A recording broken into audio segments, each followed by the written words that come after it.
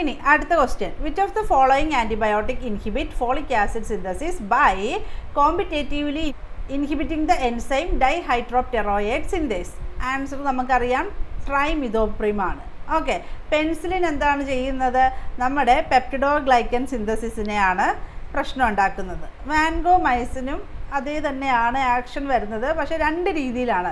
Penicillin എന്ന് പറയുന്നത് ആരെയാണ് പ്രശ്നം ഉണ്ടാക്കുന്നത്? ഈ എൻസൈംസ് ഉണ്ടല്ലോ, ക്രോസ് ലിങ്കിൽ, അതായത് ട്രാൻസ്പെപ്റ്റിഡൈസേഷൻ റിയാക്ഷനിൽ വരുന്ന എൻസൈംസിനെയാണ് ബ്ലോക്ക് ചെയ്യുന്നത്. അവിടെ ആ ക്രോസ് ലിങ്കിങ് ഒക്കെ നടക്കാതിരിക്കാൻ. ഓക്കെ, ആര്? പെൻസിലിൻ. ഓക്കെ, പെൻസിലിൻ അവിടെ ക്രോസ് ലിങ്കിങ് അതിൽ വരുന്ന അല്ലേ, ആ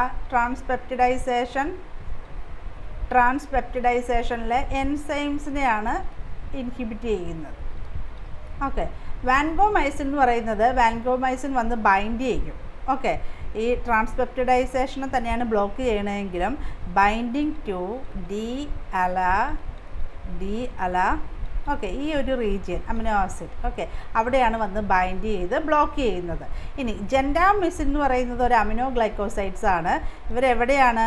പ്രോട്ടീൻ സിന്തസിസ് ആണ് ഇവർ സ്റ്റോപ്പ് ചെയ്യുന്നത്. ഓക്കെ, ബ്ലോക്ക് ചെയ്യുന്നത് പ്രോട്ടീൻ സിന്തസിസ് ആണ് ഇവർ ബ്ലോക്ക് ചെയ്യുന്നത്. ഓക്കെ, എന്താണ് കോസ് ചെയ്യുന്നത്? ഇവർ സ്മോൾ സബ് യൂണിറ്റ് 30S വന്ന് ബൈൻഡ് ചെയ്ത് ആണ് പ്രശ്നം ഉണ്ടാക്കുന്നത്. ഓക്കെ, അപ്പോൾ ഇതിനെയൊക്കെ പറ്റി നമുക്ക് ഡീറ്റെയിൽ ആയിട്ട് പഠിക്കാനുണ്ട് കേട്ടോ.